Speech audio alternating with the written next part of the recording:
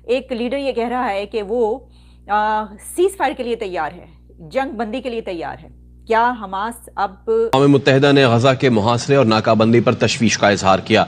Secretary general Antonio Guterres का कहना है कि गजा में बिजली, ईंधन, खाना बंद होने से सूरत हाल मजीद बिगड़ जाएगी। मुकम्मल बंद कर दी गई है। गुंजान आबाद इलाकों पर अंधाधुंध बमबारी, पनागुज़ीन कैंप पर भी हमले, एम्बुलेंस और इमदादी कारकुनान को भी नहीं बख्शा जा रहा। जख्मियों की साल लगातार इसकी प्लानिंग चली कि कौन करेगा, कैसे करेगा, कौन से इलाके से करेगा, कितना पैसा चाहिए, हम कौन सा इंफॉर्मेशन वॉर।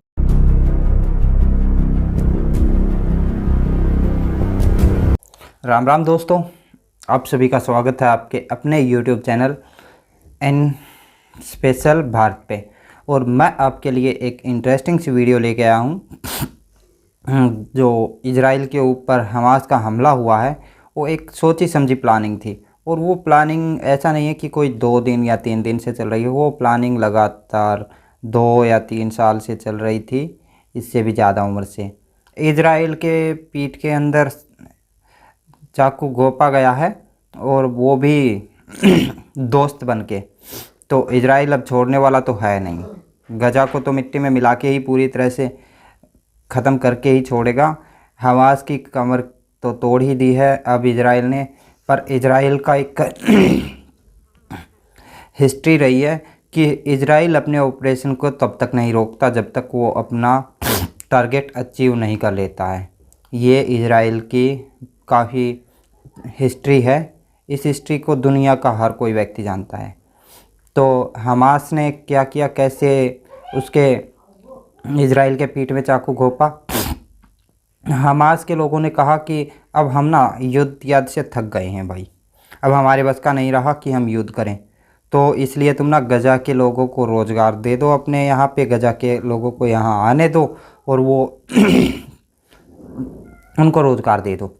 तो इसी तरह फिर इजराइल ने भी सोचा चलो भाई अब ये बोल रहे हैं तो इनको रोज़गार दे देते हैं। और इजराइल ने इतने रोज़गार दिए और फिर उसके बाद जो गजा वालों को वहाँ पे सैलरी मिलती थी गजा में, उससे 10-10, 20-20 गुना ज़्यादा सैलरी पे इजराइल ने अपने वहाँ पे रख लिया। क्योंकि हर कोई यही सोचता है जब इनको अच्छी नौकरी मिल जाएगी, इनके बच्चे अच्छे स्कूलों में पढ़ने लग जाएंगे, अच्छे सुविधाएं मिलने शुरू हो जाएंगी, तो ये आतंकवाद को छोड़ देंगे। पर साहब कभी तो आप ये समझिए 2 साल लगातार इसकी प्लानिंग चली कि कौन करेगा, कैसे करेगा, कौन से इलाके से करेगा, कितना पैसा चाहिए, हम कौन सा इंफॉर्मेशन वॉरफेयर यानी कि सूचना युद्ध वाला कौन सा गेम खेलें कि इजराइल कंफ्यूज हो जाए। और उन्होंने करा कैसे दोस्तों, ये देखिए।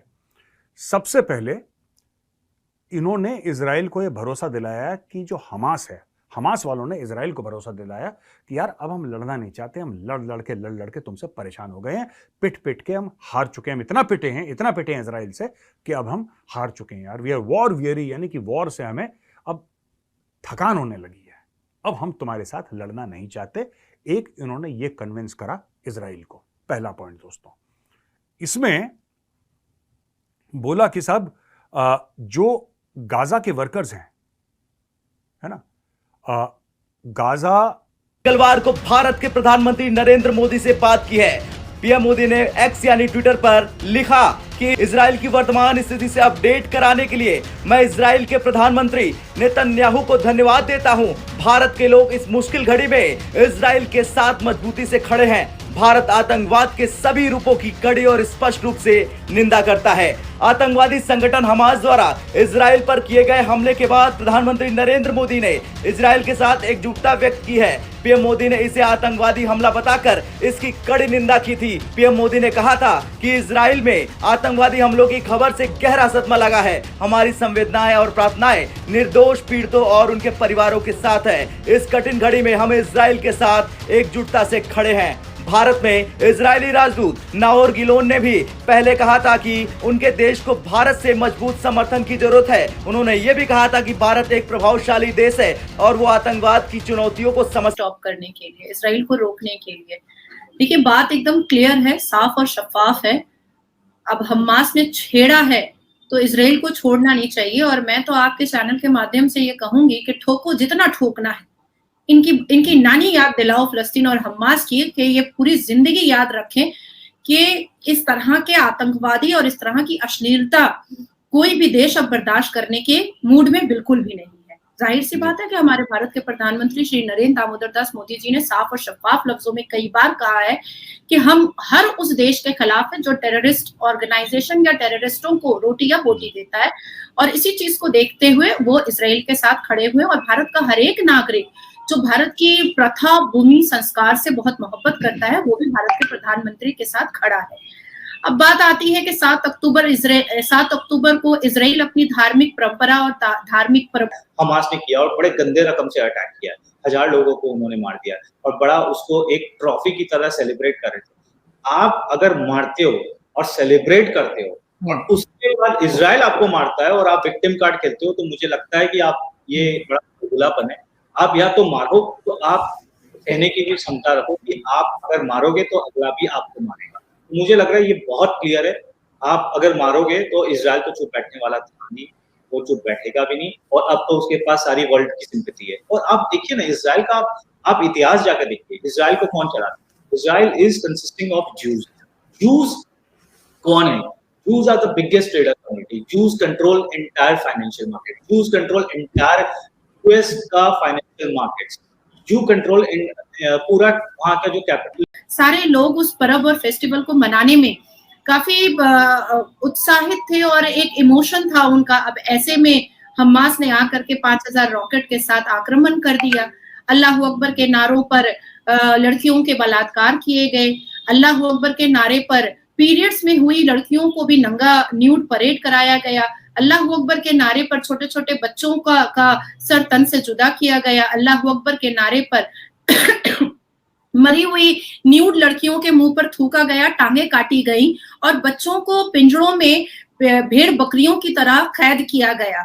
तो अब ऐसे कंडीशन में जो अश्लीलता वाली हरकत अल्लाह अकबर के नारे पर की गई है, उसका जवाब ईंट का पत्थर से देना बहुत जरूरी है। अब आती है बात के कंडीशन अगर पलट कर देखा जाए तो सीरिया की क्या है, लीबिया की क्या है, अफगानिस्तान की क्या है, पाकिस्तान की क्या है, सब फाकाकशी पर है, सब फाकाकशी पर है, सबकी हालत बद से बदतर है। कि इजराइल की तरफ से ये कहा गया था कि हमने शुरू नहीं की लेकिन हम इसको खत्म करेंगे। ये कैसी चेतावनी उन्होंने दी है, कैसी धमकी उन्होंने दी है, उन्होंने क्या बात की है, इसके ऊपर रोशनी डालेंगे। इसी के साथ हमास का एक लीडर ये कह रहा है कि वो सीज फायर के लिए तैयार है, जंग बंदी के लिए तैयार है। क्या हमास अब जंग बंदी पर तैयार है, घुटनों पर आ गया है, ये क्या है? और इजराइल ने अपनी इस जंग का दायरा कार बढ़ाकर लबनान तक ले गए हैं। लबनान पर इजराइल की तरफ से स्ट्राइक्स की गई हैं। ये और इसी तरह की और खबरें कुछ आपके सामने रखते हैं। सबसे पहले बात करेंगे मिस्टर नेतन्याहू की उस स्पीच की जो कि उन्होंने नेशन से एक खिताब किया और उसमें उनका ये कहना था दुनिया से कि इस जंग को हमने शुरू नहीं किया लेकिन अब हम इसको ख़त्म करेंगे।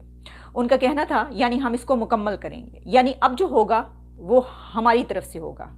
अभी तक जो